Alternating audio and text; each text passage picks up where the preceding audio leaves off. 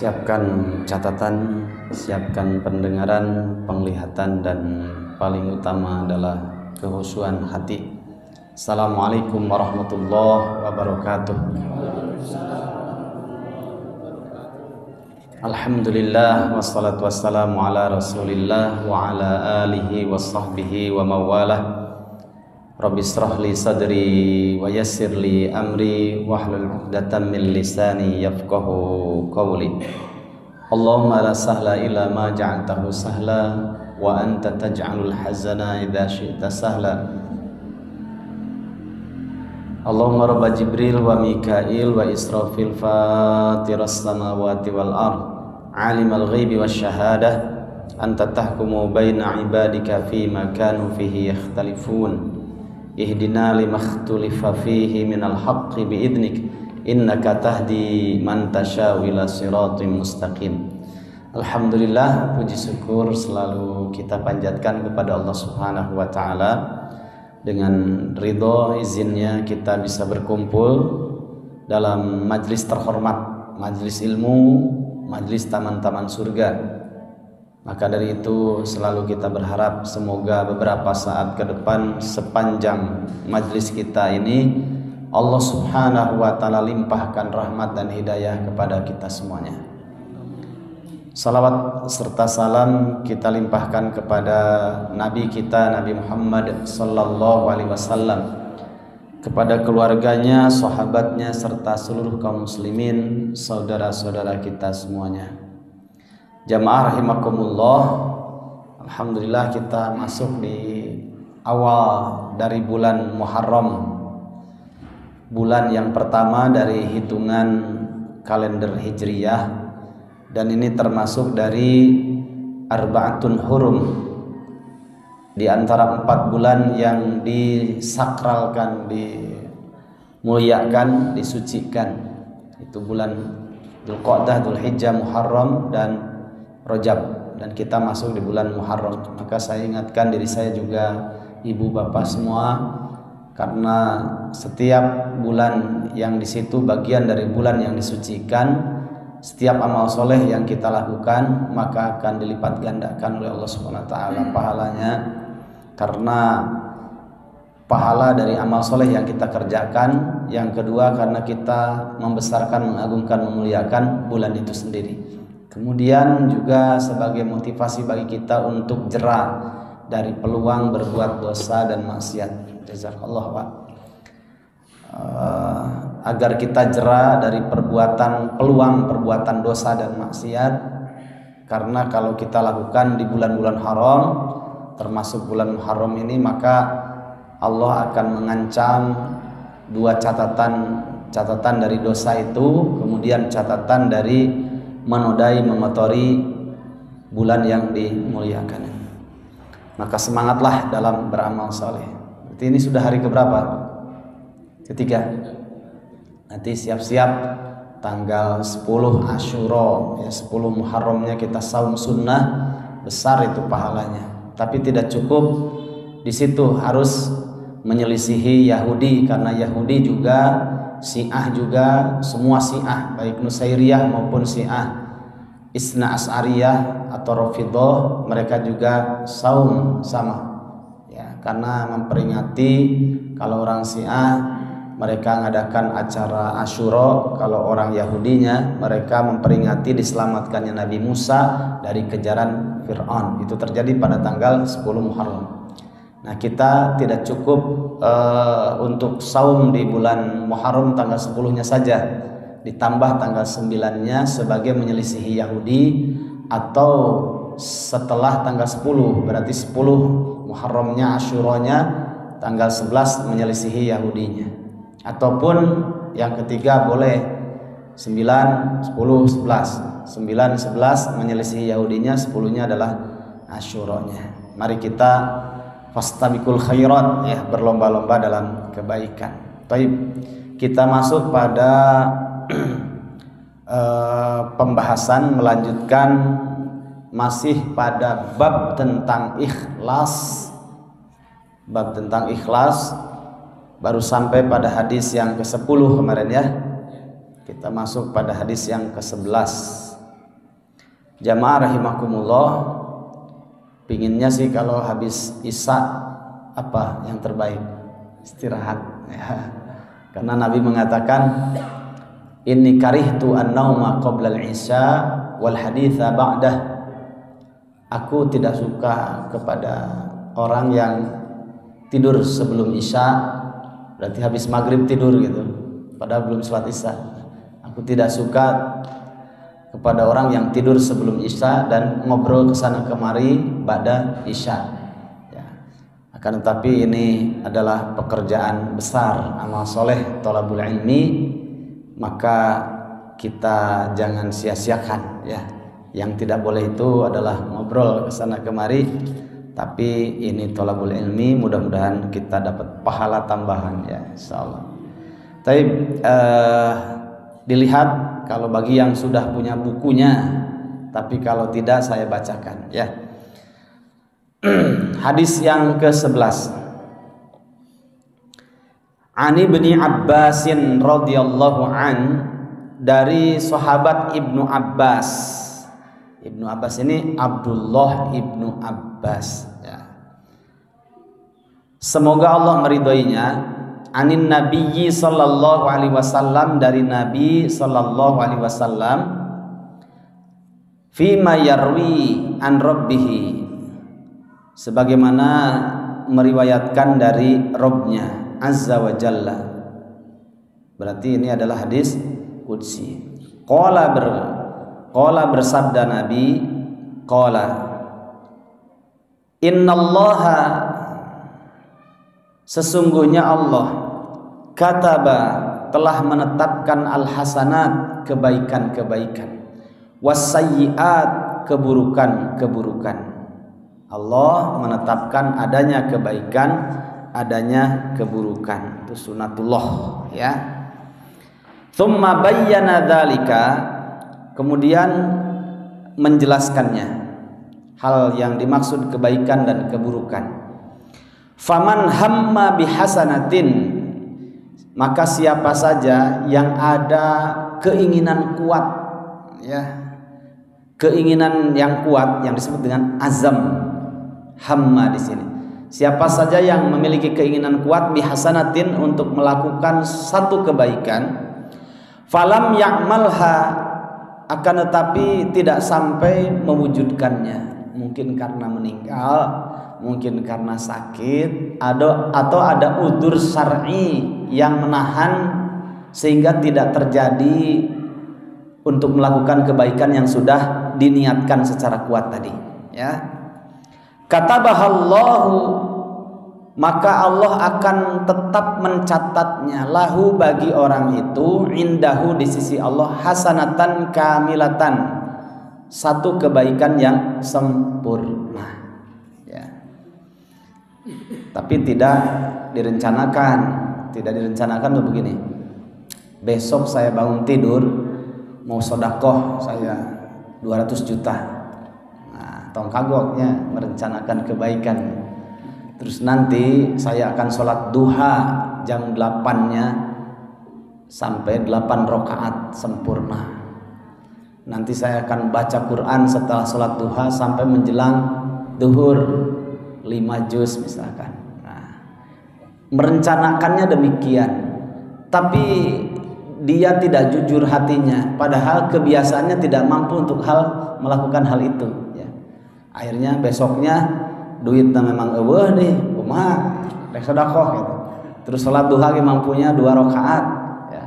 Kemudian juga baca Quran juga tidak bisa dia dalam 4 atau 3 jam sampai 5 juz karena belum lancar bacaannya. Akhirnya, kenapa kamu merencanakan seperti itu? Ini hadisnya jelas katanya. Nah, siapa yang merencanakan kebaikan kemudian tidak bisa mengerjakannya, maka tetap dicatat satu kebaikan yang sempurna ya. Kalau itu merencanakan kebaikan tapi merencanakan untuk tidak mengamalkannya ya, bukan karena ada udzur syar'i. Nah, ini perlunya kejujuran hati dan kemampuan diri. Fa in huwa hamma biha, akan tapi jika dia itu punya keinginan kuat untuk melakukan kebaikan, satu kebaikan, fa'amilaha, dan apa yang dia rencanakan kemudian dia wujudkan, katabahallahu lahu, maka Allah catat kebaikan yang sudah direncanakannya dan Allah berikan jalan sehingga mewujudkannya. Allah catat bagi orang itu indahu, di sisi Allah, berapa? Asyra hasanatin, diberikan pahala 10 kebaikan, bahkan ila sab'i mi'ati dhi'fin, bahkan sampai kepada 700 kali lipatnya, ila ad'afin katsiratin, bahkan sampai pada lipatan-lipatan yang tak terhingga. Kan berbeda Pak kualitasnya. Kalau orang mukmin itu dia paham 2 hal. Saya punya rencana amal soleh misalkan, saya punya rencana amal soleh besar. Kemudian dia perhatikan 2 hal. 1, makanan, tempat, ya. Beramal soleh di Masjid Al-Islah itu dapat pahala, tentu jika ikhlas dan benar amal soleh yang dia kerjakannya.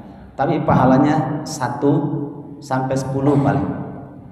Akan tetapi kalau ketika mengerjakannya di Masjidil Haram dan Masjid Nabawi, itu kualitas tempatnya lain dengan Masjid Al-Islah. Itu bisa sampai 10 sampai berlipat-lipat, ya. Karena apa? Amal soleh itu sendiri, dan yang kedua kualitas tempat yang ketika kita beramal saleh. Wattini wazzaitun wa turi sinin wa hadzal baladil amin. Makanya kalau kita orang mukmin, perhatikan kedua kaki saya ini melangkahkan di mana, ya. Wah, ini di kubah emas. Kubah emas sama dengan Al-Islah kualitasnya itu, ya. Kubahnya mau berapa kilo juga. Oh, ini Masjidil Aqsa, lain. Oh, ini Masjid Nabawi, lain, ya.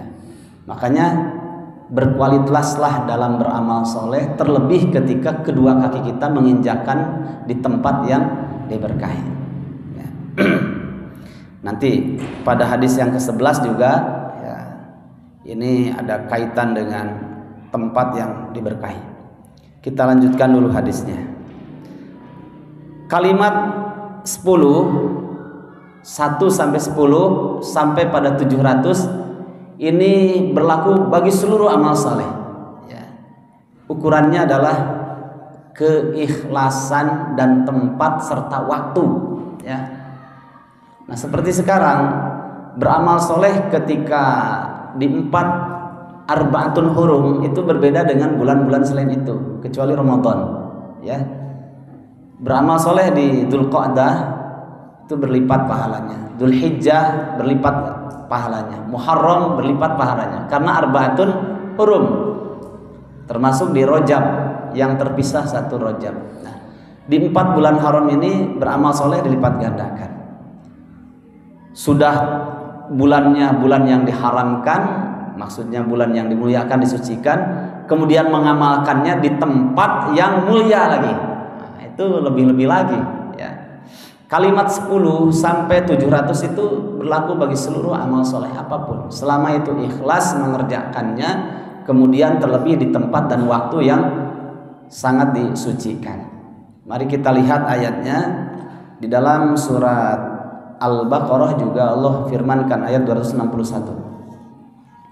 Mathalul ladina yunfikuna amwalahum fi sabilillahi kamathali habbatin anbatat sab'a sanabila fi kulli sumbulatin mi'atu habbah wallahu yudha'ifu liman yasha wallahu wasi'un alim. Ada ketemu? Makanya kalau kita beramal soleh, ya, rencanakan, kemudian niatkan dengan kuat yang disebut dengan azam untuk terwujud, kemudian maksimalkan ikhtiar dengan doa, ya Allah berikanlah jalan, saya sudah berjalan menuju ke sana, serius ingin mewujudkannya, nanti Allah kasih jalan. Nah, sampai terwujud, nah, itulah Allah akan berikan lipatan pahala 10 sampai 700 kali lipatnya. Seperti bersedekah, dan itu direncanakan betul, ya, sedekahnya, dan menempuh jalan untuk keyakinan dengan penuh untuk mewujudkannya, sehingga Allah katakan matsalul ladzina yunfikuna amwalahum, permisalan orang yang menginfakkan hartanya di jalan Allah, kamatsali habbah, seperti orang yang melemparkan satu biji, anbatat sab'a sanabila, kemudian dari satu biji itu tumbuh satu tangkai, dari satu pohon, dari satu tangkai menjadi 7 tangkai. Setiap satu tangkainya itu ada 100 biji, berarti 100 kali 7 berapa? 700. Sama ya. Di sini juga siapa yang merencanakan kebaikan, kemudian dia memiliki azam yang kuat untuk mewujudkannya, jadi tidak bermain-main, serius untuk mewujudkannya, sampai kemudian Allah berikan jalannya dan tidak ada udzur, ya, tidak ada alasan, ya, tidak ada alasan yang menghalanginya, sampai Allah berikan jalannya dan mewujudkannya, itu mendapatkan 10 sampai 700 kali lifatnya. Angka 10 juga sering Nabi ucapkan ya, dalam beberapa hadis. Di antaranya Nabi mengatakan, man shalla alayya sholatan wahidatan sallallahu alaihi asyran. Siapa yang bersolawat kepadaku 1 kali solawat. Solawat itu apa sih Pak? Menyampaikan kalimat kesejahteraan, kalimat keberkahan, itu solawat ya. Siapa yang bersolawat kepadaku 1 kali solawat, sallallahu alaihi wasallam, atau salatullah wassalamuhu alaihi. Baik ketika kita menulis nama Nabi, jangan bakhil ya, SAW, nggak dapat pahala itu ya, karena nggak bersolawat. Nabi Muhammad sallallahu alaihi wasallam. Atau ketika membaca nama Nabi dalam sebuah buku, Nabi Muhammad SAW, nggak usah ngikuti terjemahan ya. Baca aja sallallahu alaihi wasallam. Atau ketika mendengar ada kiai, ajengan, ustadz menyampaikan Nabi besar Muhammad, lanjutkan sallallahu alaihi wasallam, itu dapat 1 kali solawat, sallallahu alaihi asyran, kata Nabi, maka Allah akan berselawat kepadanya, menyampaikan kalimat keberkahan, keselamatan kepada hamba yang berselawat kepada Nabi 1 kali, Allah berikan kepadanya 10 kali solawat kepadanya. Masya Allah ya. Begitu juga dalam bacaan Al-Quran. Mungkin Ustaz Asep pernah nyinggung hadis ini. La aqulu alif lam mim harfun walakin alifa harfun wal lam harfun wa mim harfun likulli harfin asyru hasanat. Mungkin Wayan pernah menyampaikan hadis ini ya. Aku, kata Nabi, tidak pernah mengatakan alif lam mim, tidak pernah aku mengatakan alif lam mim 1 huruf, tidak, tapi alif 1 huruf, lam 1 huruf, mim 1 huruf, likulli harfin asyru hasanat, disebutkan lagi ya.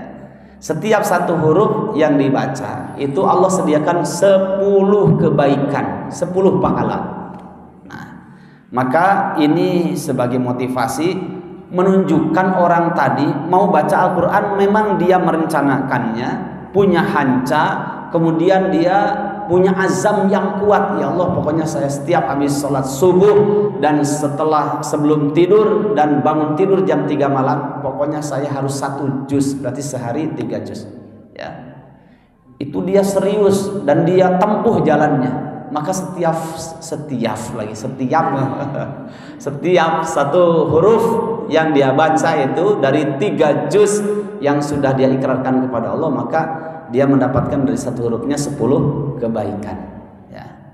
Nah, jamaah rahimakumullah, maka semangatlah ya, rencanakanlah kebaikan itu. Kita lanjutkan. Ini kejujuran hati namanya. Kan persoalan ikhlas tadi.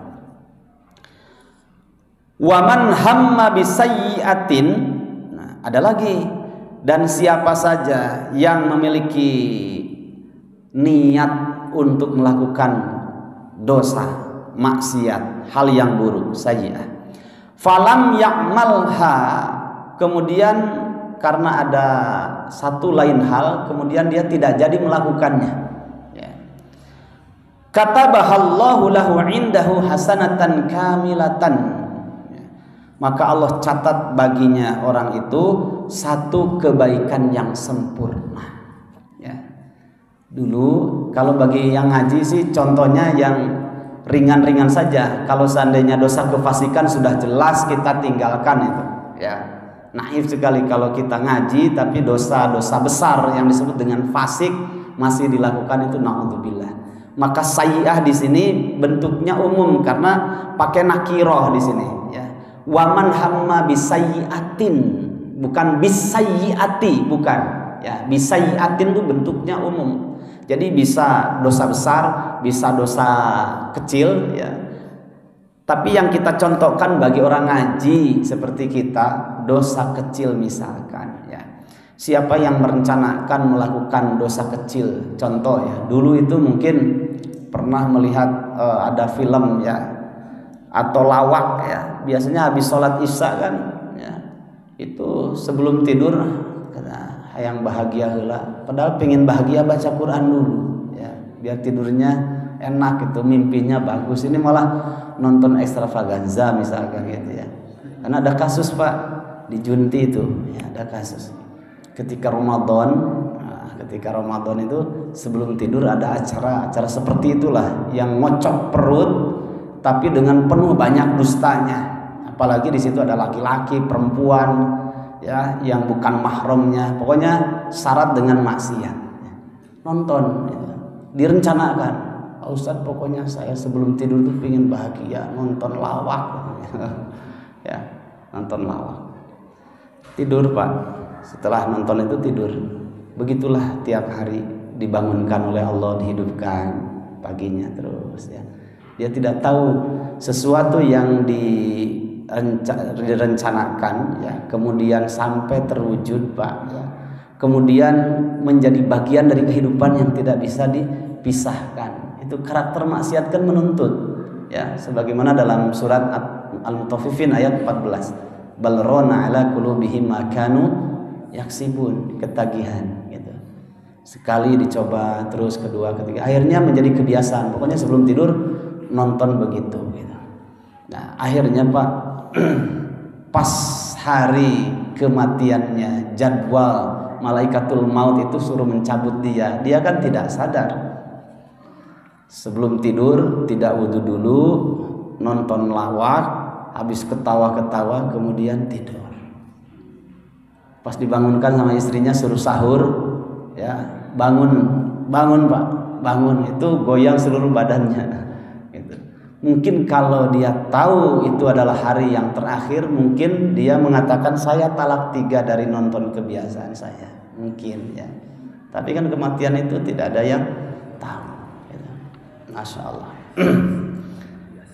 Nah, makanya kalau merencanakan sesuatu, rencanakanlah sesuatu yang baik, ya. Tapi kalau kita merencanakan hal yang buruk, ternyata, ya, tidak terlaksana. Mungkin biasanya nonton seperti itu, ternyata habis sholat isya dari masjid, bagaimana caranya Allah punya ribuan cara, akhirnya Allah tidurkan dia. Kemudian tidak jadi nonton yang seperti itu. Pas bangun, nah, itu akan teruji kualitas kita. Kira-kira marah apa tidak? Aduh, episode terakhir ini saya kenapa tidur? Gimana Pak? Biasanya kan film, saya juga suka film, ya. Tapi dipilah-pilih. Film itu sebenarnya kita dibawa oleh sutradara, ya. Besoknya, akhirnya penasaran. Wah, besok saya tak kumaha, saya tak kumaha terus. Padahal ujung-ujungnya tuh endingnya itu yang dicari tuh endingnya. Meskipun kita sudah tahu alur cerita begini biasanya, ujung-ujungnya seperti ini, tapi kan penasaran, ya, penasaran, ketagihan gitu.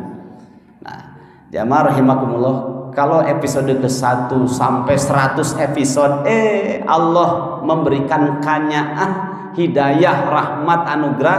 Pada episode yang ke-20 kita ditidurkan oleh Allah Subhanahu wa taala, tidak nonton. Episode ke-21 kemudian Allah berikan PR juga, akhirnya tidak nonton juga.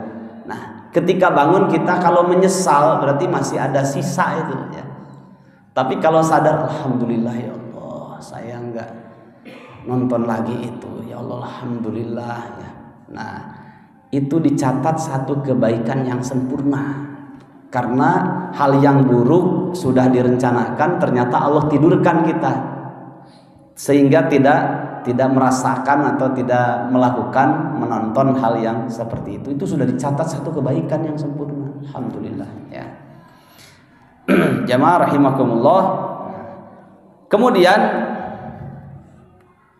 wa man hamma bisayyi'atin fa in huwa hamma biha, akan tetapi jika dia punya rencana kuat untuk melakukan hal yang buruk, pidosaeun maksiat, fa amilaha, dan apa yang direncanakannya kemudian sampai terwujud, katabahallahu lahu sayyi'atan wahidatan, Allah tuh bager ya. Tetap Allah catat itu satu kesalahan saja. Kalau dikatakan dosa, satu dosa saja.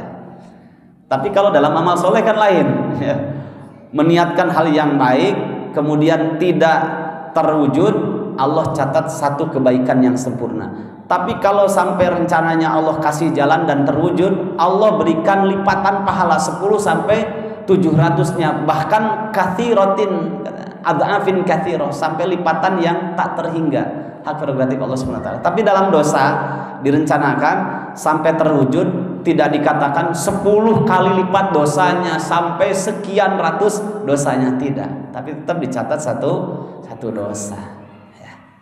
Nah, jamaah rahimakumullah, di sini kembali kepada kejujuran hati. Nah, meskipun dalam hatinya tidak kedal kepada orang, saya merencanakan ini, Allah nih maha tahu ya.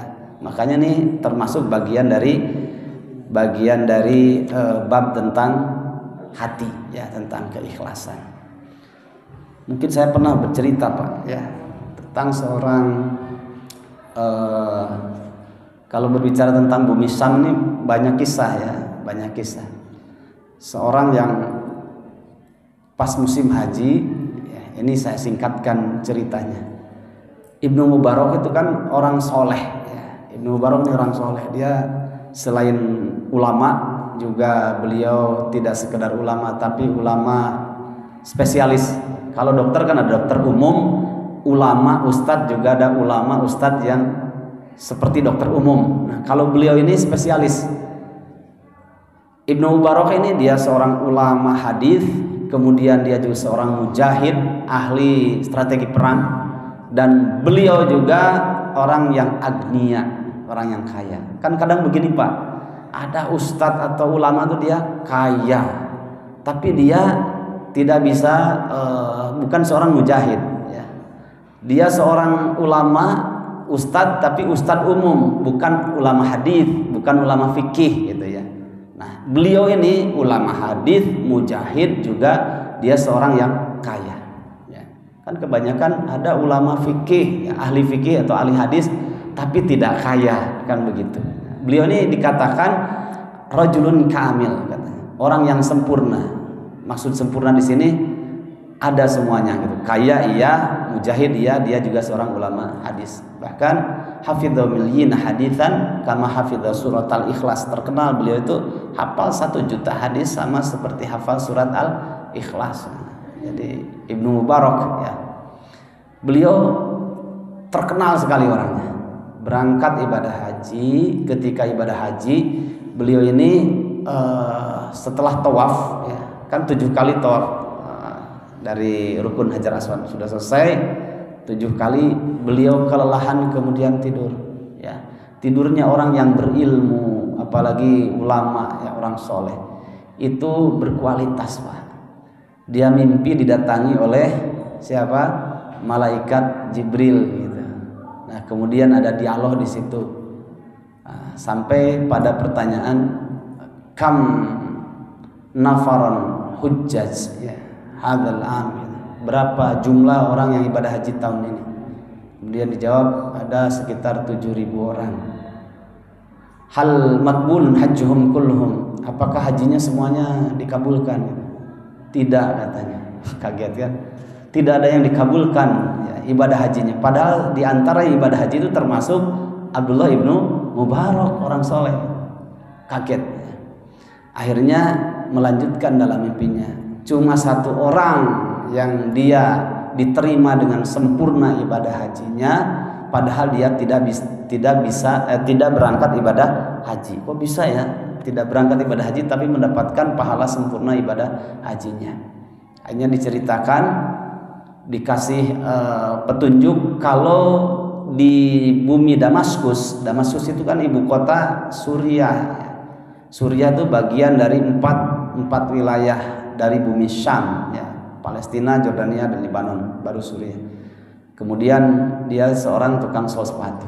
Sudah selesai bangun tidur, dalam singkat riwayat dia cari alamat orang itu. Penasaran kan di mana letaknya. Akhirnya di Paluruh, kata orang Sunda, di Paluruh ketemulah di satu suk, ya. Suk itu pasar, ya. Di pasar di Damaskus bertemulah, ya, dengan sekian orang tukang sol sepatu. Ditanya-tanya, akhirnya ketemulah orangnya, ya. Tapi orang itu merahasiakan, orang ikhlas kan begitu, ya.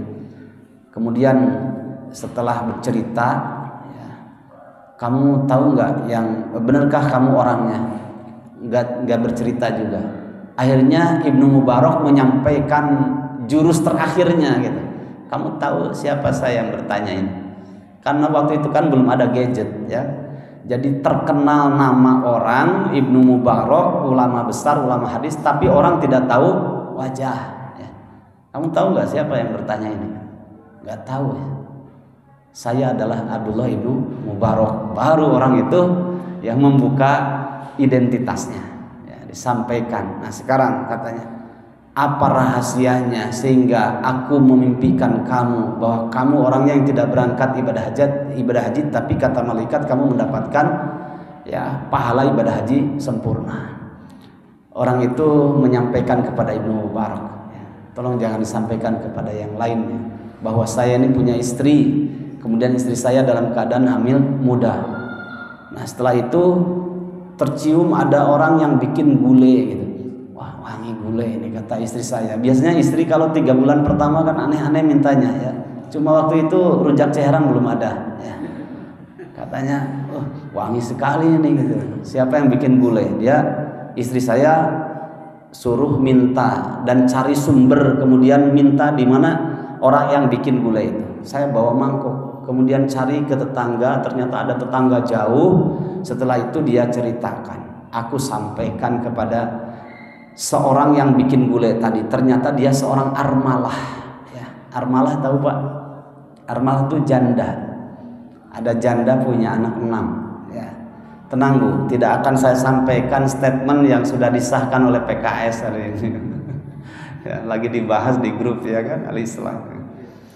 Bahwa si janda itu mengatakan, si tukang sol sepatu itu mengatakan, katanya, istri saya lagi hamil muda ini, tolonglah minta 1 mangkok saja, katanya.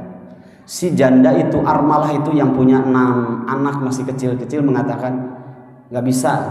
Hadza ta'am halalun lana, halalun li wa haramun lak. Ini makanan gulai yang saya bikin ini halal bagi saya dan anak-anak saya, tapi haram bagi kamu. Kaget tuh. Kaifa yakunu halalan wa haraman wa ana muslim wa anti muslimah? Gimana bisa beda statusnya? Saya muslim, kamu muslimah. Kenapa bagi saya haram, bagi kamu halal? Kata tukang sol sepatu tadi. Iya, katanya. Kamu tahu kan? Dhahaba anni hazan. Ya. Ja'ani hazan bi wafati zauji. Katanya, kesedihan menimpaku, ujian kesulitan menimpaku karena suamiku sudah pergi, pada suaminya menjadi tulang punggungnya. Ternyata dia seorang janda yang beberapa bulan itu ditinggal oleh suaminya. Sedangkan bekal untuk aku dan anak-anakku sudah habis. Kemudian aku pergilah ke sumber makanan. Di mana Pak sumber makanan? Pasar, ya. Sebelum sampai pasar, di situ aku temukan zablah. Zablatun itu sampah, ya. Aku temukan sampah di situ, dan di situ ada seekor himar, keledai yang sudah jadi bangkai, keledai mati. Kemudian aku ambil beberapa kerat daging dari pahanya, kemudian aku masak di gulai. Jadi ini adalah gulai yang aku masak adalah dari bangkai keledai, ya. Nah, dalam ada kaitan fikihnya juga. Dalam fikih kan bahwa ad-daruratu tubihul mahdzurat. Ada kaidah begitu dalam usul fikih. Keadaan yang darurat itu menjadikan sesuatu yang tidak boleh, yang haram bisa menjadi halal, jadi boleh, tapi seketika saja. Darurat tuh begini Pak, ya. Ini memang sudah tidak ada lagi makanan, sudah cari solusi, nggak ada solusi lagi. Yang ada itu dibolehkan. Iya mah, hayang kampung aya keneh gitu, dari hayang suike gitu, hayang anjing. Nah itu bukan darurat, itu kurang ajar. Ini darurat lain. Darurat itu ibu bapak terbang pesawat, pecah pesawatnya sampai di tengah hutan, nggak ada makanan lagi di situ, seorang diri, adanya anjing, ya mungkin salah satu yang ikut terbang di pesawat tuh anjingnya masih hidup juga, itu boleh gitu ya. Nah ini kalau ini benar-benar darurat, akhirnya menangis ya si tukang sol sepatu itu. Dia balik lagi menemui istrinya juga seorang istri yang salihah, dia ceritakan ya, kemudian menangis juga si istrinya itu. Ya sudah, akhirnya selama 35 tahun dia mencari nafkah dari jasa sol sepatu itu, dia sisihkan 3, setengahnya buat modal, setengahnya lagi buat kebutuhan, setengahnya lagi ya sepertiganya lagi itu untuk ibadah haji. Dia niatkan. Sudah 35 tahun terkumpullah 350 dirham dan itu cukup untuk berangkat ibadah haji tahun ini gitu. Nah kemudian akhirnya disampaikan kepada istrinya kasus tetangganya seorang janda yang punya 6 anak tadi. Kata istrinya, sudah Pak, kasihkan aja semuanya, gak usah berangkat ibadah haji, dia jauh lebih membutuhkan daripada kita. Akhirnya dia bawa uang itu 350 dirham untuk berangkat ibadah haji tahun itu. Kemudian dia bawa dengan ketulusan hatinya. Nah ini man hamma tadi bihasanatin falam ya'malha, siapa yang punya azam yang kuat untuk beramal soleh tapi tertahan tidak melakukannya karena sesuatu yang besar, uzur. Dia bawa uang itu, ketika menyerahkannya dia dengan tulusnya menyampaikan dalam lantunan doanya. Dan ketika menyampaikan itu, Ibnu Mubarak dalam keadaan dia tertidur di dekat Hajar Aswad memimpikan orang ini. Nah, ketika menyampaikannya, Allahumma taqabbal hadha haji wa hadhihi makkati. Coba. Ya Allah, terimalah inilah hajiku dan inilah Makkahku ya Allah. Dia lebih membutuhkan, dikasihkan semuanya dengan penuh ketulusan. Kalau kita gimana Pak kira-kira Bu? Tong dibikeun kabeh. Urang ge butuh. Ya. Ini semuanya coba dikasihkan. Kasihkan semuanya, ketulusan hati, kejujuran hati. Akhirnya Ibnu Mubarak ulama hadis, dia seorang mujahid dan dia juga seorang yang ahli perang dan dia orang kaya. Itu mengatakan di hadapan tukang sol sepatu tadi, anta khairum minni, katanya, engkau adalah orang yang lebih soleh, lebih baik di sisi Allah daripada aku, katanya. Coba, kenapa? Kualitas keikhlasan, kejujuran hatinya itu yang mahal, sehingga dia tidak berangkat ibadah haji tapi dengan ketulusan yang luar biasa itu bisa saja mendapatkan 10 sampai 700 kali lipatnya ya. Nah, sehingga ada kaidah kan, ada al-qasiru khairu minal al-mu'tadi khairu minal qasir. Muta'addi itu amalan yang jika kita kerjakan efek positifnya dirasakan oleh banyak orang, ini jauh lebih baik derajatnya, pahalanya di sisi Allah Subhanahu wa taala dibandingkan amalan yang ketika kita kerjakan efek positifnya untuk diri kita sendiri ya. Nah, seperti orang ini jadi memiliki empati, simpati yang lebih besar. Dia butuh tapi saudaranya lebih membutuhkan. Itu kalau menimpa kepada saya, jangan bilang kepada bapak ibu ya, mungkin saya pikir dulu gitu ya. Nah bahkan mungkin kualitas istri hari ini juga berbeda. Ada orang yang loba anak butuh tong kabeh lah, mungkin begitu gitu ya, yang sifatnya wajar-wajar saja. Ini kualitasnya sudah lain, berbeda. Jamaah rahimakumullah. Nah, disinilah Allah Subhanahu wa taala menghargai ya kualitas hati, kejujuran hati, keikhlasan di dalam hati dalam beramal saleh ya. Makanya rencanakanlah perkara-perkara yang baik itu, kemudian telusuri, ikuti jalannya sampai itu terwujud. Tapi kalau Allah menghendaki lain sehingga tidak sampai terwujud, maka tetap pahala itu Allah berikan catatan pahala yang sempurna seperti kisah tadi. Pada Mei, tanggal 11 Mei saya berangkat, kemudian pulang sekitar tanggal 8 Juni kemarin.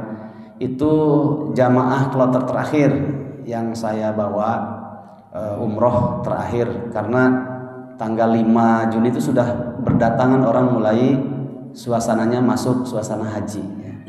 Ada Ibu Rohanah namanya, beliau dari sejak berangkat di pesawat itu sudah terasa ya,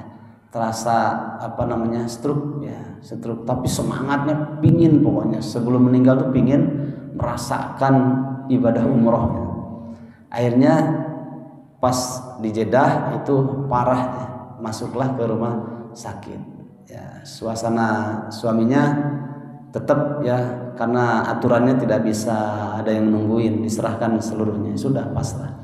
Suaminya ikut kegiatan sampai pulangnya dan tidak boleh dibawa, menunggu. Baru sekitar 1 pekan kemarin mungkin meninggal di sana. Dan masya Allah ya, hikmahnya apa? Disolatkan oleh orang yang ibadah haji ya di sana ya. Nah, sebagiannya ada yang pulang, masih ada yang di sana. Nah, ribuan orang kan yang menyolatkannya. Coba kalau ukuran kita disolatkan di Indonesia, mungkin bisa beberapa orang saja, dan kualitas orangnya juga mungkin tidak sebagaimana kualitas orang yang di sana. Itu ribuan ya, disolatkan lagi oleh imam Masjidil Haram. Nah, meskipun tidak sampai umroh ya, tidak sampai melaksanakan umroh, tapi dia jujur hatinya dengan berangkat ke sana dalam kondisi terbatas, itu ya menjadi catatan pahala di sisi Allah SWT. Bisa saja tetap mendapatkan pahala yang sempurna karena kualitas keikhlasannya. Baik. Jamaah rahimakumullah, masih ada waktunya ya. Ada hadis yang ke-11, hadis yang ke-12. Nah, ini agak panjang hadisnya. Ya, harus bersabar. Ya, kalau tidak bersabar terus apa lagi? Memang harus bersabar. An Abdurrahman ibni Abdillah, saya bacakan dulu. An Abdurrahman ibni Abdillah ibni Umar radhiyallahu anhuma. Dari sahabat Abdurrahman bin Abdillah bin Umar. Berarti Abdullah ibnu Umar ya, anaknya Umar bin Khattab. Semoga Allah meridhoi keduanya, yaitu Abdurrahman dan Abdullah ibnu Umar. Qala, yang berkata, sami'tu, aku pernah mendengar Rasulullah sallallahu alaihi wasallam yaqulu, bersabda. Nabi pernah bercerita kepada Abdullah ibnu Umar ya.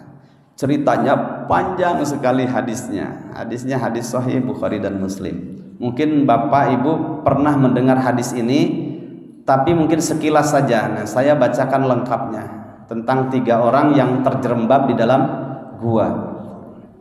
Nanti pasti ada perbedaan kisah ya. Nah, ini riwayat yang benarnya begini. Kata Nabi, intalaqa salasatu rahtin, pernah pergi 3 orang ya, 3 kelompok ya. 3 orang ini mimman kana qablakum, yang terjadi sebelum zaman kalian, hatta awau al-mabita, sampai 3 orang itulah mereka tidur ya, ila gharin, mereka merencanakan tidur, ila gharin, di sebuah gua, bahasa Arabnya ghor, gua. Fadakhaluhu, kemudian mereka masuk ke gua itu. Kalau bahasa Indonesianya goa, kalau bahasa Sundanya guha, pakai h. Guha. Fadakhaluhu, kemudian mereka bertiga ini memasukinya. Fan hadarat sakhratun minal jabal. Kemudian setelah mereka masuk di dalam gua, tiba-tiba Pak ya, ada satu tumpukan batu-batu kecil ya, kemudian menutupi lubang gua itu ya. Jadi gugusan-gugusannya, rug-rugan nanti kadinya gitu, menutupi mulut gua itu. Fasaddat alaihimul ghara, Kemudian mereka tertutup, tidak bisa keluar dari gua itu. Faqalu, kemudian mereka bertiga mengatakan, innahu la yunjikum min hadhis sakhrah. Kita ini, ya kata mereka, kalian ini tidak bisa selamat dari gua ini. Illa an tad'u Allah, kecuali kalian berdoa kepada Allah bisolihi a'malikum, dengan perantaraan amal soleh kalian. Berarti boleh ya menjadikan amal soleh yang pernah kita lakukan ketika masa-masa kita sempit perlu membutuhkan Allah. Salah satu pemantiknya supaya datang pertolongan Allah dengan menyebutkan amal soleh yang pernah kita lakukan. Disebut dengan apa? Tawasul. Ya, itu dalilnya ada dalam Al-Quran. Nanti bisa dilihat di dalam surat Al-Maidah ayat yang ke-35. Coba kita cek dulu ya sebagai tambahan ilmu. Surat Al-Maidah surat keberapa di Al-Islah? Sama kan di Madinah ya? 35. Ya, 35. Ya ayyuhalladzina amanu, wahai orang-orang yang beriman, ittaqullaha, bertakwalah kalian kepada Allah, wabtaghu ilaihi alwasilata. Nah, ada kalimat di garis bawahi, wabtaghu ilaihi alwasilata, dan berharaplah kepada Allah dengan perantaraan alwasilah. Di situ dalam tafsir Ibnu Katsir amal soleh ya. Dan berharaplah kepada Allah dalam urusan kalian dengan menyebutkan amal soleh, atau dengan perantaraan alwasilah, di situ amal soleh. Nah, sebagaimana dalam kisah ini, mereka mengatakan, kawan, kalian tidak akan bisa selamat dari gua ini kecuali kalian berdoa kepada Allah dengan perantaraan amal soleh kalian. Faqala rajulun, kemudian salah seorang minhum di antara mereka berkata, dia berdoa, orang pertama ini berdoa, Allahumma kana li abawani shaykhani kabirani. Dia di awal doanya menyampaikan kepada Allah cerita, ya Allah, sungguh aku ini punya dua orang tua shaykhani yang sudah tua sekali ya, shaykhani yang sudah tua, kabironi ya, sudah shaykhani saja sudah tua, kabironi itu sudah sangat tua ya. Wa kuntu, dan aku la agbiku qablahuma ahlan wala mala, dan aku tidak berani ya, tidak berani kepada keduanya untuk mendahulukan hartaku dan keluargaku. Jadi kalau punya sesuatu tidak pernah memberikan kepada keluarganya dulu, kecuali kepada kedua orang tuanya. Fana abi fi talabi syai'in yauman falam urih alaihi hatta nama. Biasanya aku tiap pagi itu ada makanan kasih ke orang tuaku dulu, nanti sisanya baru ke keluarga aku. Tapi pernah suatu hari, kata dia dalam curhatannya kepada Allah, pernah suatu hari ya, aku setelah mengambil halib itu, kalau laban ini susu yang sudah diproses ya. Nah, seperti sekarang kan banyak susu kaleng, itu laban namanya, susu kaleng itu. Sebenarnya kata para ahli gizi itu gula rasa susu katanya, bukan susu gitu ya. Nah, gula rasa susu itu namanya laban. Tapi kalau halib masih murni, baru diperas, nah, itu disebut dengan halib. Nah, pernah suatu ketika aku memeras susu kambing ya. Kemudian ketika aku fahalabtu lahuma ghabuqahuma fawajadtuhuma naimain, ketika aku mau menyajikannya ternyata ibu bapakku dalam keadaan masih tidur. Wa karihtu an aghbiqa qablahuma ahlan aw mala, tapi aku tidak mau memberikannya kepada keluargaku ya, maksudnya kepada istri dan anaknya. Tetap aku menunggu kedua orang tuaku sampai mereka bangun. Falabistu wal qadahu ala yadayya.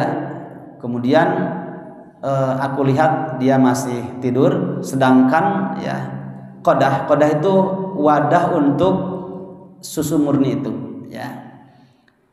Masih ada di tanganku. Antadiru istiqadhahuma, aku menunggu di pinggirnya sampai ibu bapakku bangun. Hatta barokal fajru, sampai waktu subuh sudah hampir memutih, ya, sudah lewat jauh. Fastaiqadha, kemudian kedua-duanya bangun. Fasyariba ghabuqahuma, kemudian kedua-duanya dengan senang hati aku lihat mereka meminum susu kambing yang murni tadi, ya. Allahumma ya Allah, in kuntu fa'altu dzalika ibtigha'a wajhika, ya Allah, jika aku melakukan hal itu dalam rangka mengharap wajahmu, ridhamu, ya Allah, fafarrij, maka dengan perantaran amal solehku kepada kedua orang tuaku itu, fafarrij anna ma nahnu fihi min hadis sakhra, maka keluarkanlah, berilah jalan keluar, ya Allah, kami ini agar bisa keluar dari gua ini. Fanfarajat, kemudian tumpukan batu itu mulai bergeser syai'an, sedikit, akan tetapi la yastati'unal khuruja, tetap saja mereka enggak bisa keluar, ya, baru bergeser sedikit. Qala an-nabiyyu, kemudian Nabi SAW meneruskan kisahnya. Nah, ini baru orang yang pertama, ya, amal soleh dengan ketulusan hatinya. Ya, ini juga pelajaran bagi kita, Pak, ya, bahwa dalam seluruh ayat Al-Quran kalau berbicara berbuat baik, setelah Allah Subhanahu Wa Taala tuh kedudukan kedua pasti orang tua, ya, orang tua. Nah, hari ini harga orang tua banyak oleh sebagian anak itu tidak diindahkan, sampai ada orang tua yang disidangkan oleh anaknya. Saya miris sekali gitu, masya Allah, ngeri. Ini akhir zaman luar biasa. Padahal dalam surat Al-Isra surat 17 ayat 23, Bapak Ibu nanti lihat dalam ayat itu, wa qadha rabbuka alla ta'budu illa iyyah, setelah itu wabil walidaini ihsana. Jangan pernah bantah, bahkan mau sukses seperti apapun harus sowan dulu kepada orang tua dalam hal apapun, akhirat maupun dalam urusan dunia, ya, harus minta izin pada orang tua. Dalam surat Luqman juga demikian, ya. Luqman mewasiatkan kepada anaknya pada ayat 13, surat 31-13 itu di penghujung ayatnya kan, wa wassaynal insana biwalidayhi hamalathu ummuhu wahnan ala mahwin wa fisaluhu fi amaini aniskurli waliwalidaik, ya. Hendaklah kamu wahai hambaku, kata Allah, bersyukurlah kepadaku, ibadah kepada Allah, tapi setelah itu walidaik, dan kemudian kepada kedua orang tua kamu. Taib. Kita lanjutkan kisahnya. Nabi melanjutkan lagi kisahnya. Wa qala al-akhar, ada kata Nabi, ya, orang yang selanjutnya, yang kedua, dia berdoa, Allahumma kanat li bintu ammin, ya Allah, aku ini memiliki saudara sepupu, berarti perempuan, ya, gadis anak paman, kan, berarti itu sepupu, ya. Kalau disebut ada khol itu bibi atau paman dari jalur ibu, itu khol. Tapi kalau dalam bahasa Arab amun itu paman dari jalur bapak, gitu, ya. Saya punya bapak punya adik, namanya. Saya punya ibu punya adik, disebut khal. Nah, ini gadis dari anak paman dari jalur bapak, ya. Berarti dia ini seorang sepupu, ya. Kanat ahabban nasi ilayya, gelis pisan sampai aku katakan dia adalah manusia perempuan yang sangat aku cintai, ya. Kan boleh, Pak, ya, laki-laki itu harus tahu mahramnya, perempuan juga harus tahu mahramnya. Coba barangkali lupa mahramnya, dibuka surat Ali Imran, ya, coba dibuka surat Ali Imran ayat Ali Imran An-Nisa,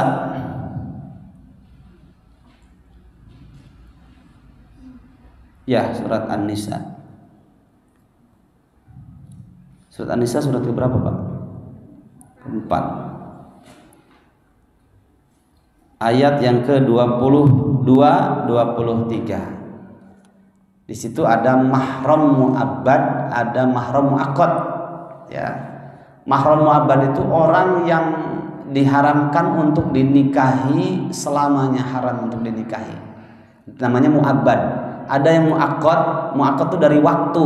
Jadi orang-orang yang diharamkan untuk dinikahi dalam waktu sementara. Ya, tapi suatu saat dibolehkan dalam keadaan tertentu. Nah, kalau yang ini dikisahkan adalah sepupu, berarti sepupu bukan mahram. Apakah benar bukan mahram sehingga boleh dinikahi? Nah, kita lihat dulu ayatnya. Surat 4 An-Nisa ayat 22-23. Wala tankihu ma nakaha aba'ukum minan nisa'i illa ma qad salaf. Nah, di sini sekarang juga ada kasus gini juga ya. Dan kata Allah, janganlah kamu menikahi perempuan-perempuan yang pernah dinikahi oleh bapak-bapak kalian kecuali pada masa sebelum zaman Nabi Muhammad, karena hukumnya berbeda. Nah, jadi nggak boleh meskipun ngorak kene gelis teteh indung tetap ya, tidak boleh perempuan dinikahi yang pernah dinikahi oleh bapak-bapak kalian. Itu satu, haram dinikahi mu'abbad itu selamanya. Ayat 23, hurrimat alaikum ummahatukum, diharamkan atas kalian untuk dinikahi siapa? Ummahatukum, ibu-ibu kalian, ibu kita yang mengandung melahirkan kita. Kemudian wabanatukum, saudara-saudara kalian, kakak kita, adik kita yang perempuan. Wabanatukum, anak-anak kalian, anak-anak kalian yang perempuan. Wa akhwatukum, dan saudara-saudara perempuan kalian, kakak atau adik yang perempuan. Haram mu'abbad selamanya, diingat ya, mu'abbad. Wa ammatukum, nah, ini juga pelajaran. Maka kalau kita punya anak Pak, laki-laki perempuan, itu pisahkan dari sejak dini, pisahkan tempat tidurnya, tong disatukan ya, sebagai tarbiyah. Wa ammatukum, nah ini ada ammat ya, ini dan bibi-bibi kalian dari jalur bapak kalian. Ini bisa ke atas bisa ke bawah, artinya kakak bapak kalian atau adik dari bapak kalian yang perempuan, uwa ataupun bibi ya, dari jalur bapak.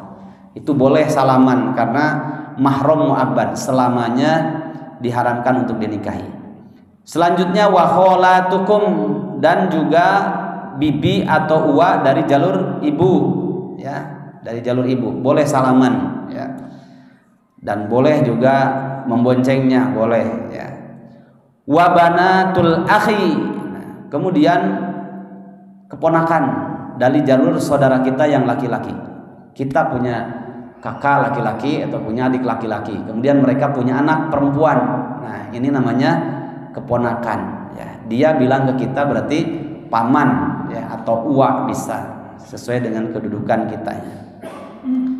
Ini mahram mu'abbad, haram untuk dinikahi selamanya ya, keponakan. Wa banatul ukhti, dan juga anak-anak perempuan dari saudari kandung atau saudara kandung perempuan ya, anak kakak atau anak adik. Wa ummahatukum allati arda'nakum, dan diharamkan juga kalian untuk menikahi ibu-ibu kalian yang pernah memberikan ASI kepada kalian, namanya ibu susu ya.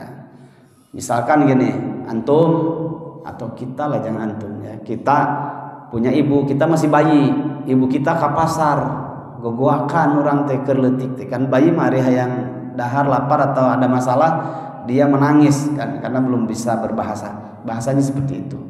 Akhirnya tetangga kita sama-sama dia juga punya bayi, kemudian asinya subur, aduh cenah karunya dibawa kita ini, kemudian genyol dikasih asi ya. Nah syaratnya dua, satu ya, khamsu hisatin, 5 kali sedotan, 5 kali kenyotan. Yang kedua adnal amaini. Usia kitanya ketika itu di bawah usia 2 tahun ya. Maka ini kita ini menjadi punya ibu susu gitu ya.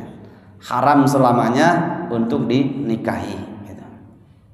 Kemudian nah ini yang sering ada kasus ini, makanya sejarah lokal anak-anak kita harus disampaikan kepada anak kita. Nah, ini biasanya yang terjadi yang selanjutnya ini. Wa akhwatukum minar radha'ah. Saudari sepersusuan. Nah, si ibu tadi kan punya anak perempuan. Sama-sama lagi bayi, dikasih ASI, kita juga dikasih ASI. Dengan syaratnya tadi 5 kali kenyotan ya. Kemudian usia kitanya di bawah 2 tahun. Ya, sudah dewasa, iya gelis, iya kaset, bogoh, haram untuk menikahinya ya, karena dia saudara sepersusuan. Haram mu'abbad selamanya, tidak boleh dinikahi. Banyak tuh Pak kasus yang begitu yang pernah saya baca dalam beberapa artikel akhir zaman itu. Nauzubillah min dzalik. Kemudian wa ummahatu nisaikum, perhatikan juga ya.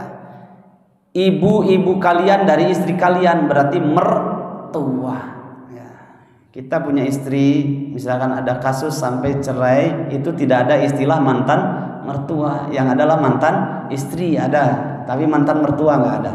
Selamanya haram untuk dinikahi ya. Haram, makanya boleh salaman. Warabaibukumul lati fi hujurikum min nisaikumul lati dakhaltum bihinna. Perhatikan juga. Dan juga, nah ini baru mahram muakkad, haram untuk dinikahi dengan alasan ketentuan tertentu.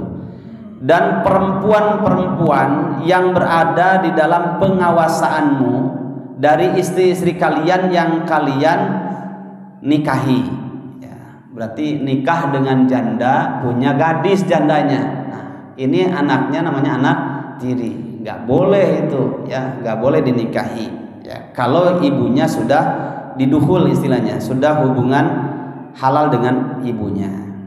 Fa illam takunu dakhaltum bihinna fala junaha alaikum. Ya.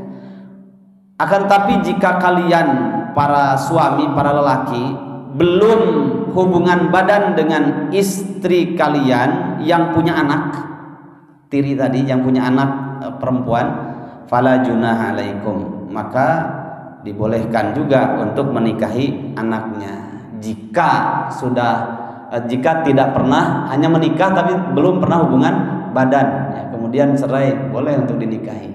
Ini kembali kepada kejujuran orangnya. Kemarin ada udah 1 bulan kurang lebih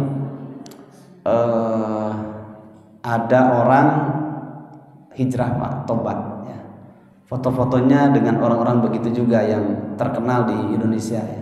Beliau ini yang saya datangi minta bantuan ke kita karena hijrah, ingin dibersihkan, mantan pembunuh bayaran kahot di Indonesia terkenal orang ini.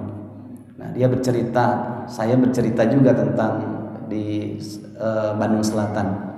Wah, saya tahu Ustaz lieur baheula jeung saya, tapi saya alhamdulillah tobat, tapi dia geus paeh teh heula gitu. Itu berkisah juga kawannya ini bahwa dia menikahi seorang janda, punya gadis ya.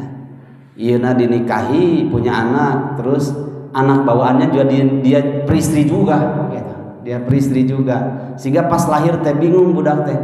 Ieu teh cenah manggil bapak, manggil aki gitu.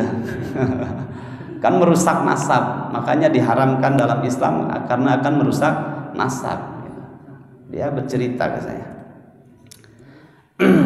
Nah, akhirnya saya begitu ya ceritanya, baru tahu dari dia gitu. Naudzubillah min dzalik. Ngeri ya, akhir zaman ngeri sekali. Sampai katanya dihajikan, diumrohkan dua-duanya. Istrinya diumrohkan, terus ini juga anaknya, anak tirinya yang diperistri juga diumrohkan. Masya Allah, ya. Ngeri. Kemudian wahalailu abnaikumul ladina min aslabikum. Wahalailu abnaikumul ladina min aslabikum, dan istri-istri dari anak-anak laki-laki kalian, berarti menantu, itu haram mu'abbad, haram untuk dinikahi sampai selamanya. Wa antajma'u bainal ukhtaini illa ma qad salaf. Perhatikan juga, wa antajma'u, haram juga kalian menyatukan dua gadis kakak beradik dalam satu pernikahan. Lanceukna dinikahi, adikna juga dinikahi. Ini haram, nggak boleh. Illa ma qad salaf, kecuali hukum umat terdahulu. Innallaha kana ghafurur rahim. Nah, nanti dilihat di penghujung ayat 24-nya ya. Di situ ada kalimat famastamta'tum bihi minhunna fa'atuhunna ujur farid fala junaha 'alaikum fima taradun. Wal muhsanatu minan nisa'i illa ma malakat aymanukum kitaballahi 'alaikum. Nah, setelah itu digaris bawahi wa uhilla lakum ma wara'a dzalikum an tabtagu bi amwalikum muhsinina ghaira musafihin. Selain yang disebutkan dalam beberapa ayat tadi yang kita bacakan, selain dari itu kan tidak disebutkan di situ sepupu kan, tidak disebutkan. Nah, selain yang disebutkan itu, maka boleh oleh kalian dinikahi dengan dihalalkan membayar mas kawin ya. Nah, itu boleh dinikahi. Termasuk tadi dalam riwayat ini. Nah, kita lanjutkan dulu hadisnya ya. Jadi sepupu itu ya, termasuk saudara sepupu itu termasuk bukan mahram, berarti boleh untuk dinikahi ya. Tapi menikah dengan keturunan yang dekat itu biasanya keturunannya kurang bagus ya. Maka disunahkan untuk menikah dengan keturunan dari yang jauh, tidak senasab gitu ya, jauh, agar tambah luas juga silaturahimnya. Baik, kita lanjutkan dulu tadi mana ya? Nah, ini curhatan orang tadi kepada Allah Subhanahu wa taala di dalam gua ya. Ya Allah, aku punya sepupu dari jalur dari jalur bapak, dan aku sangat suka kepadanya. Fa'aradtuha an nafsiha, aku senang kepadanya, suka, cinta kepadanya. Kemudian aku punya keinginan untuk menzinahinya. Nah, berarti niat buruk kan? Famtana'at minni hatta alamat biha sanatun minas sinin. Kemudian setiap aku meminta untuk berhubungan badan, zina, dia selalu menolaknya, si sepupuku ini. Kemudian dari sekian tahun ada 1 tahun ketika tahun itu dia mengalami ujian besar yang membutuhkan pertolonganku. Fajaatni, kemudian perempuan itu, sepupu itu datang kepadaku. Mungkin kalau Bapak pernah mendengar dari beberapa ceramah ataupun dalam beberapa buku, itu tidak dikembalikan kepada riwayat aslinya.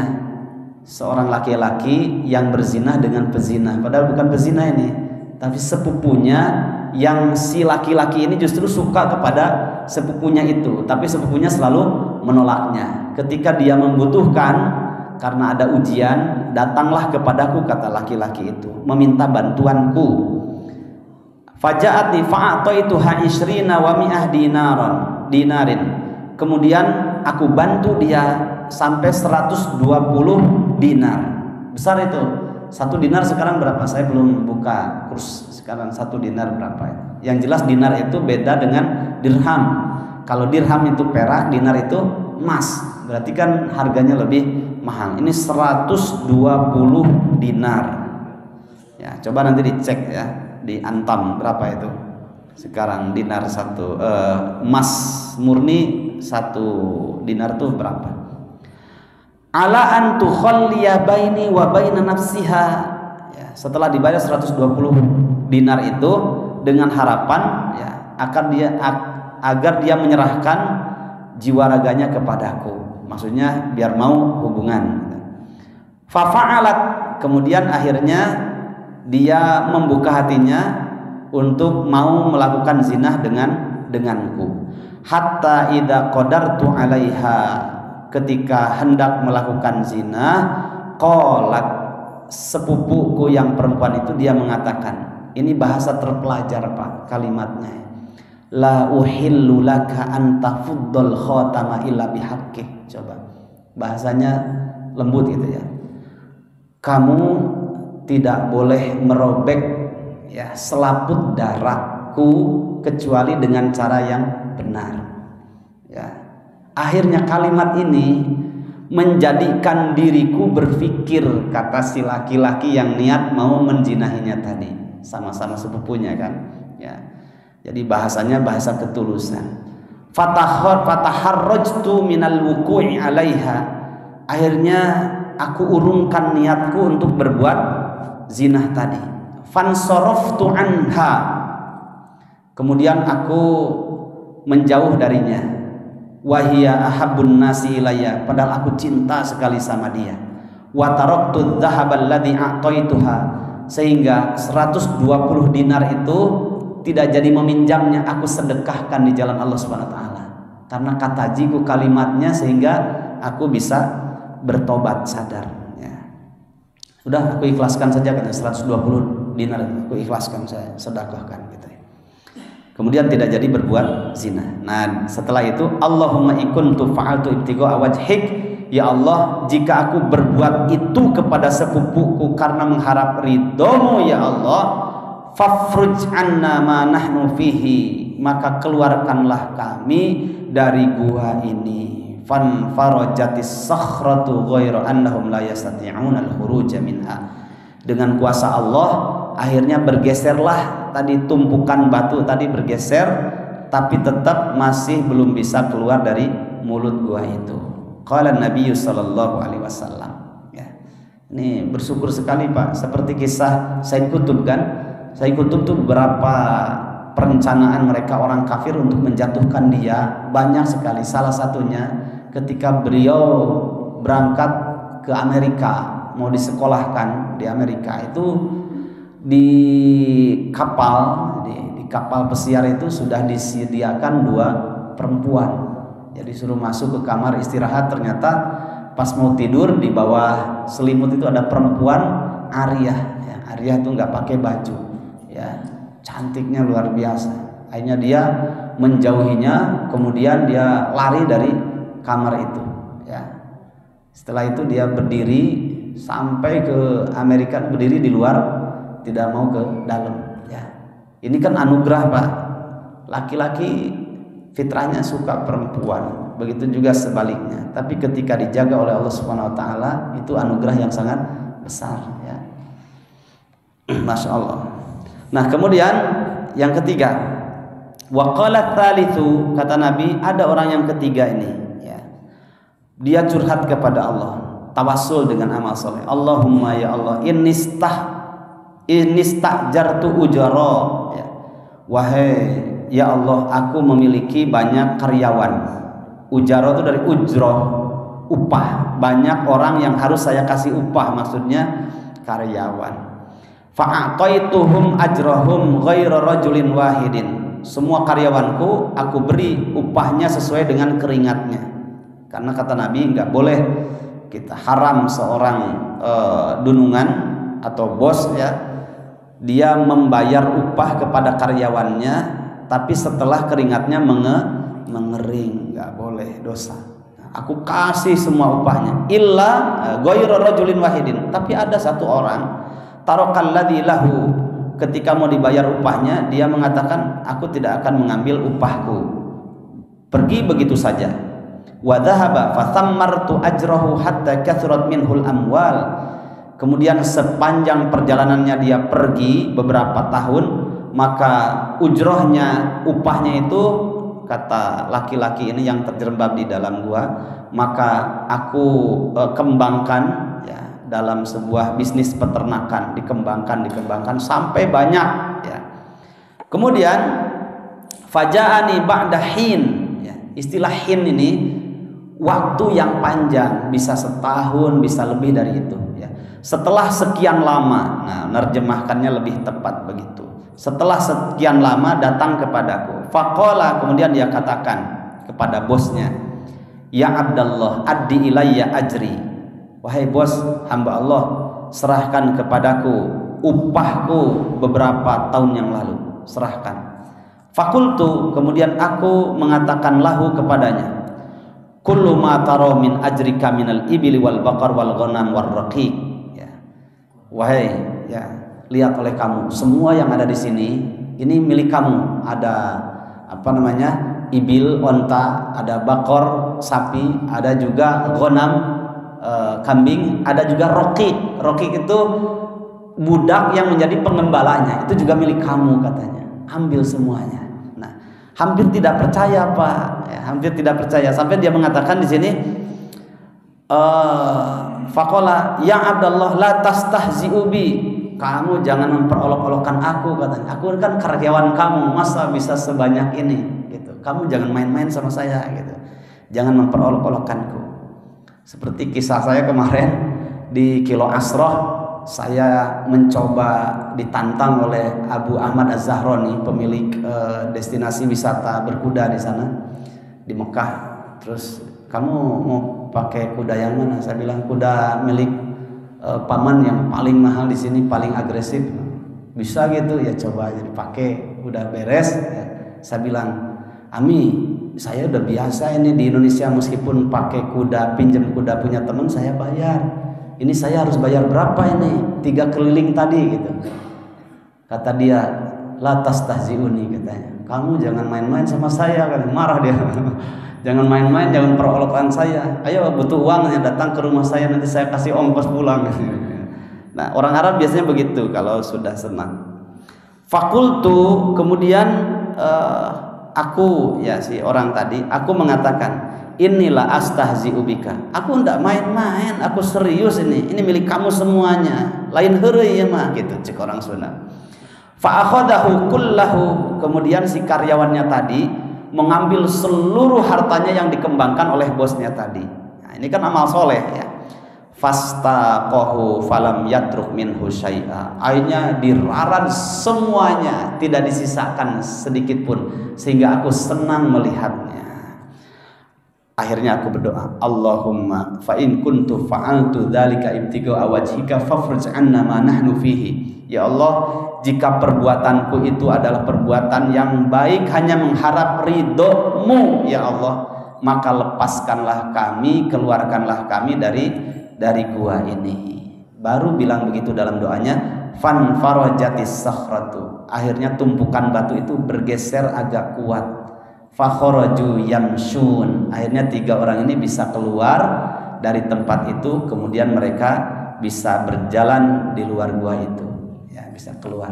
Nah, muttafaqun alaih, hadis diriwayatkan oleh Imam Bukhari dan Muslim. Nah, kisah 3 orang ini bukan Ashabul Kahfi, berbeda ya. Sebagaimana yang dikisahkan dalam surat Al-Kahfi, innahum fityatun amanu bi rabbihim wazidnahum huda. Wa yaquluna, dalam ayat yang lainnya masih dalam surat Al-Kahfi, sayaquluna thalathatur rabi'uhum kalbuhum wa yaquluna khamsatun sadisuhum kalbuhum rajman bil ghaib wa yaquluna sab'atu wa thaminuhum kalbuhum. Itu bukan, berbeda, karena di situ ada anjingnya, di sini enggak ada ya. Kalau di situ 3, 4 dengan anjingnya, 5, 6 dengan anjingnya, atau 7, 8 dengan anjingnya. Tapi Allah yang Maha tahu jumlah yang sesungguhnya. Ini berbeda. Ini adalah 3 orang ini adalah mereka ini orang-orang yang sedang berjalan ya. Orang yang sedang berjalan kaki, kemudian mereka kesorean masuklah ke gua ini ya. Di dalam sarahnya tidak diketahui wilayahnya di mana ya. Kalau yang Ashabul Kahfi kan daerahnya di sebelah timur 10 km sebelah timur dari wilayah Amman, Jordania ya, di wilayah Jordania. Itu di daerah perkampungan apa ya namanya, Arab Ajraf kalau tidak salah di daerah Jordania. Berarti kalau Jordania masih di wilayah Syam ya, masih wilayah Syam, karena Palestina, Jordania kan Lebanon dan Suriah gitu. Jamaah rahimakumullah, di sini hanya dikisahkan orang-orang yang hidup sebelum zaman kalian, kata Nabi. Kalian di sini sebelum zaman Nabi Muhammad sallallahu alaihi wasallam. Nah, pelajarannya disinilah ketulusan hati 3 orang tadi yang menjadikan amal solehnya dihargai oleh Allah Subhanahu wa taala, kemudian dijadikan wasilah untuk keluar dari jeratan guha yang disebut dengan tawasul dengan amal soleh. Nah, kualitas tiga orang ini adalah ketulusan hatinya yang luar biasa di dalam beramal saleh atau mengurungkan niat buruknya berbuat zina dari salah satu dari tiga orang itu. Taib, itu saja insyaallah yang akan datang. Kita masuk pada bab yang kedua, yaitu bab taubat. Bab taubat, bab ikhlas sudah dianggap selesai, meskipun dalam prakteknya namanya ikhlas itu tidak pernah tuntas selamanya.